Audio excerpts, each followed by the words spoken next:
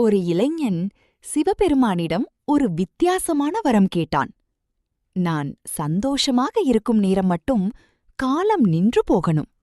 சிவபெருமான் சிரித்து அந்த வரம் கொடுத்தார். அடுத்த நாள் அவன் நண்பர்களுடன் சிரித்துக் கொண்டிருந்தான். அவன் மிகவும் சந்தோஷமாக இருந்தான்.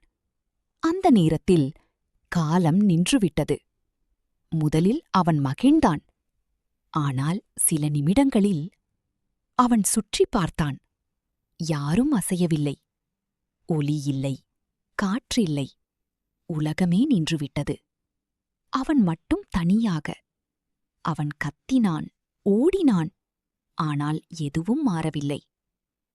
இறுதியில் அவன் அழுது சொன்னான், இந்த வரம் வேண்டாம். தயவு செய்து எடுத்துக் கொள்ளுங்கள். அந்த நேரத்தில் காலம் மீண்டும் நகர்ந்தது. சிவபெருமான் சொன்னார், வாழ்க்கை நகர்வதால்தான் அது அழகு.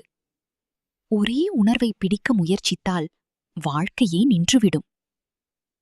லைக் பண்ணுங்க, சப்ஸ்கிரைப் பண்ணுங்க.